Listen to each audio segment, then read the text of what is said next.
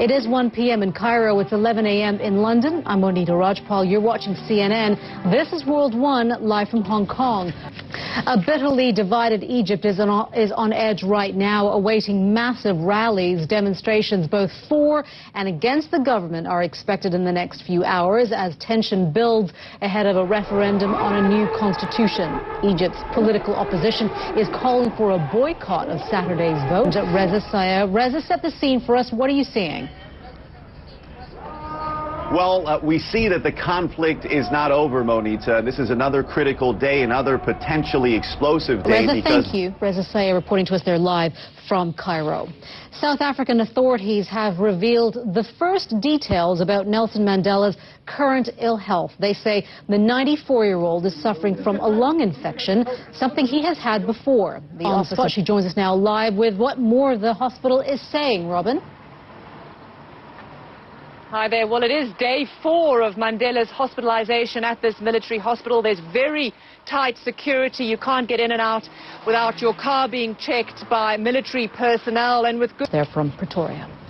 The Prime Minister of Mali in West Africa has resigned after being arrested at his home in the capital. Cheikh Modibo Diarra was about to catch a flight to France when soldiers who had led a military coup in March... Welcome back. The international bank HSBC has been hit with the biggest fine ever imposed in the banking industry, $1.9 billion for allowing drug cartels and terrorists to launder money and move funds. BC says it accepts full responsibility for past mistakes and that it is profoundly sorry they happened. But in the same statement, bosses tried to distance themselves from the people in charge when the offenses were committed, saying the leadership has changed since then and the company is now very different. Well, Nina DeSantis from World Business Today is watching the story from CNN London. She joins us now live. Nina, a lot of questions surrounding this now. We're looking at criminal activity here, money laundering, not a small offense. So why hasn't HSBC been indicted by U.S. authorities? I suppose the short answer to that, Monita, is that they spent literally hundreds of millions of dollars trying to beef up their money laundering. All right, Nina, thank you for that. Good to see you as always. Nina DeSantis reporting just there from CNN London. Well, the HSBC fine isn't just the biggest ever imposed on a bank. It's almost 3 times more than the next largest. Most of the monster fines have been handed down in the past year. Standard Chartered was told to pay $667 million for violating U.S. sanctions on transactions with Myanmar, Iran, Libya and Sudan. In June, the Dutch bank ING was charged with covering up fund transfers to Cuba and Iran and was fined $619 million. The next biggest penalty was paid by Credit Suisse in 2009. It was also charged with violating U.S. sanctions by doing business with Iran and other countries. And last month, the British bank Barclays was fined $470 million on charges it rigged the electricity market. Barclays could still contest that fine. Then back in June, it was charged with manipulating bank LIBOR rates, incurring a $450 million penalty. You're watching World One, live from Hong Kong. Secretary of State Hillary Clinton was scheduled to attend a meeting of the Friends of Syria group in Morocco, but she canceled due to illness. Deputy Secretary of State Bill Burns will take her place. Clinton planned to join other foreign ministers to discuss the Syrian crisis and focus on ways to strengthen and legitimize the newly formed Syrian opposition coalition. The U.S. has declared the Syrian rebel group al-Nusra Front a terrorist organization. The move is seen as a way of easing concerns that support from the West for rebels fighting the regime of Bashar al-Assad wouldn't make its way to a terrorist group. Al-Nusra members were once part of al-Qaeda in Iraq. Nick Payton-Walsh is following the story from our bureau in Beirut. He joins us now live. Nick, so what does this actually mean? Well, the al-Nusra Front are, by the view of many, one of the more successful militarily groups. All right, Nick, thank you. Nick Payton-Walsh there, live for us from Beirut.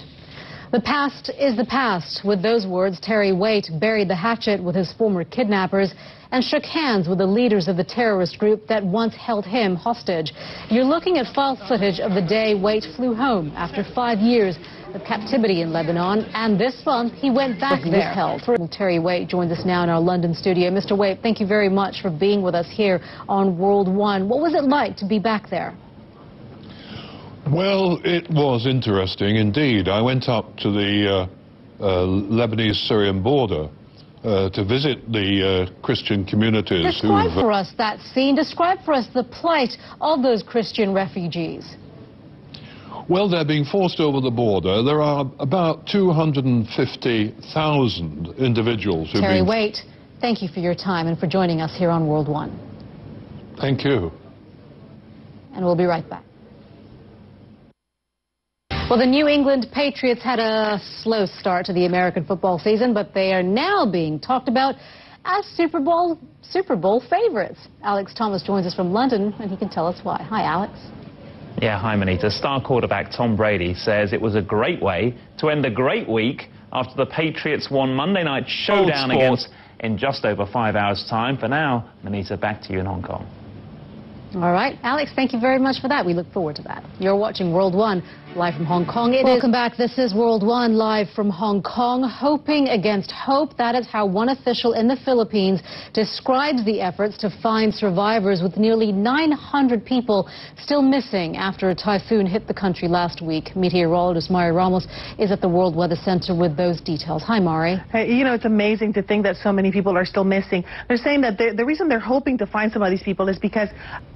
Yeah, I hear it's been really cold there in the UK and nice and mild. I know, here that's why you're in Hong Kong. Yeah, exactly. Compared to the UK, feels good, yeah. Exactly. All right, Mari, thank you very much for that. Archaeologists in Florence, Italy may have unearthed the secret behind one of the world's most famous paintings. They found a skeleton that could belong to the woman who posed for Leonardo da Vinci's masterpiece, the Mona Lisa. Ben Wiedemann reports. The smile has perplexed art historians for centuries.